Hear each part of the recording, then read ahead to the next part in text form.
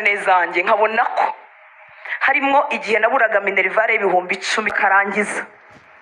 Ubu urumva ishimwe ryabura? Ntabwo ryabura.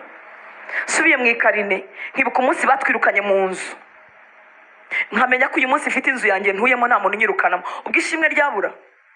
Ntabwo ryabura. Ujye wandika. Ntabwo wandika kugira ngo wibutse Imana ko yo ntiyibagirwa, wandika kugira ngo wowe wiyibutse. Haleluya.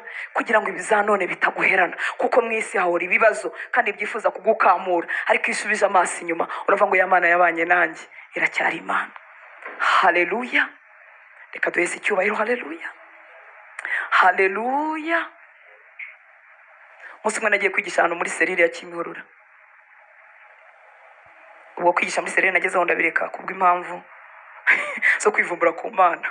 Yemwe abivumbuye ku Mana nimuze muyikorere. Haleluya.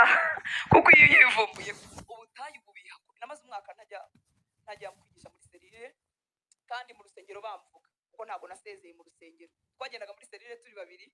Umusore twagendanaga yabaga bakoraga amatsinda y'abavuga ubutumwa babiri.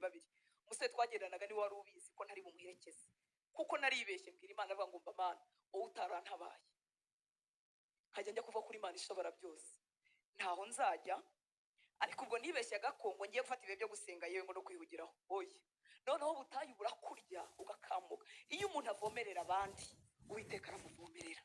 Haleluya. Umwanzi yagushutse ngo ufite akaro kamwe k'umuceri ngo ntutange, nibwo ahubwo bihirwa. Kuvomerera abandi ni mu buryo bwose, gutanga mu bifatika, gukomeza abantu mu marangamutima, gukomeza abantu mu ijambo ry'Imana. Sinshobora kugumwuma mu ijambo ry'Imana cyangwa mu mutima cyangwa mu bugingo kuko kungaburira buri munsi. Uranyumva shize Imana? Nta buzima buhembutse nigeze ngira nk'ubuzima bwo kukwigisha ijambo ry'Imana. Kuma ntibibona aho bihera.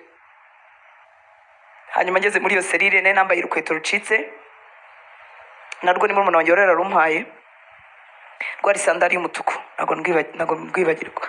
Ubundi sinkunda sandari, abo tubana murabizi, ariko iyo uhabwa ukenyera ibitenge utabikunda kuko nyine baguhaye. Hanyuma nicaye hari ukuntu umuntu yicara agasa nk'uhengetse ikirenge atabigennye, ngiye kubona mbona handi hasamye hagize gutya ngo pya, kandi hari muri serire ya Kimihurura mu mazu y'abasirimu. Ndavuga ariko Mana nawe usebye abantu ubuse koko. None ngiye kurwubika ndavuga nta nubwo nubitse reka babibone. Umutima w'umuntu ni kure. Umuntu arivugana akavugana n'Imana ye. Hanyuma muri iyo serire impamvu mafite amateka hari ibyo byizo nkweto, hakaba noneho n'abana batoya bendaga kungana n'abanje. Ubwo bato mvuga banje naba babaye bakuru b'abagabo murabazi. Harimo abana bangana bagenaga muri Ekodime. None ndababaza se abana bitwa bakanaka murabazi? Ngo yego, ngo abana baza ku rusengero ngo bambaye udupira tw'icyatsi.